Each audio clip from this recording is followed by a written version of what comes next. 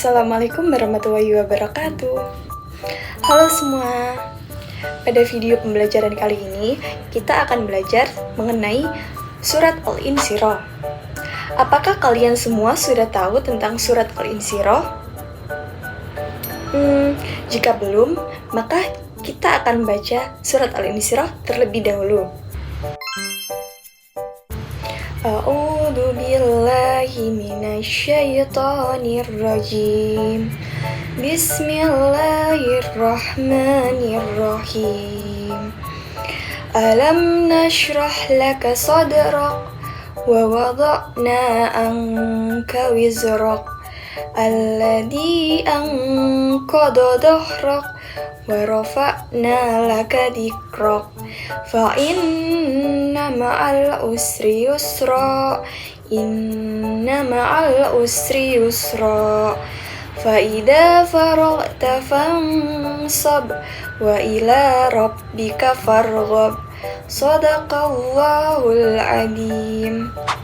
Baiklah anak-anak, setelah kita membaca surat Al-Insyirah, selanjutnya kita akan membahas tentang kandungan dari surat Al-Insyirah. Apakah kalian sudah mengetahui tentang kandungan dari surat Al-Insyirah? Ya, surat Al-Insyirah adalah surat yang ke-94 dan ayat ini turun sesudah surat Ad-Duha dan juga surat At-Tin, termasuk surat Makkiyah, dan juga surat ini terdiri dari 8 ayat. Asbabun nuzul ataupun sebab dari turunnya ayat ini menurut Ibnu Abbas radhiyallahu anhu adalah pada saat orang-orang musyrik mencela orang-orang muslim karena kemiskinannya. Kemudian pada ayat 1 dan 2 menjelaskan tentang ketetapan Allah Subhanahu wa taala bahwa telah melapangkan dada Nabi Muhammad SAW dengan sifat-sifat kenabiannya dan lain-lainnya. Dan pada ayat yang kedua, Allah Subhanahu wa taala telah melenyapkan segala dosa dari diri Nabi Muhammad SAW. Dengan demikian, Allah Subhanahu wa taala telah menjaga kesucian Nabi Muhammad SAW.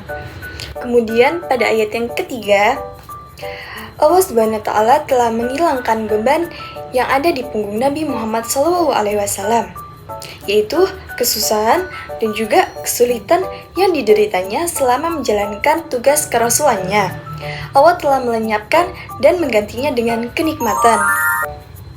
Ayat yang keempat, Allah Subhanahu wa taala meninggikan nama Nabi Muhammad SAW bersama dengan asma Allah.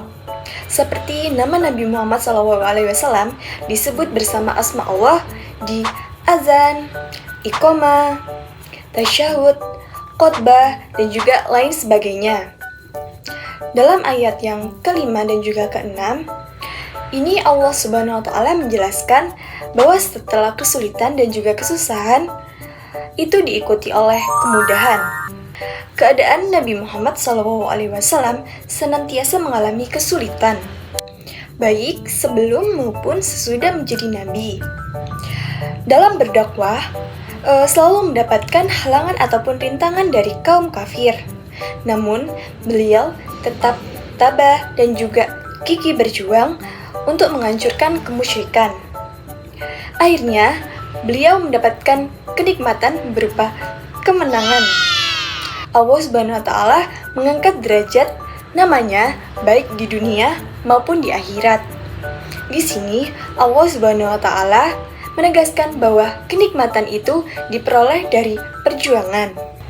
Kemudian pada ayat yang ketujuh, berisi anjuran dari Allah Subhanahu wa taala bahwa setelah selesai sholat supaya kita berdoa dengan sungguh-sungguh dan hanya mengharapkan ridha dari Allah Subhanahu wa taala.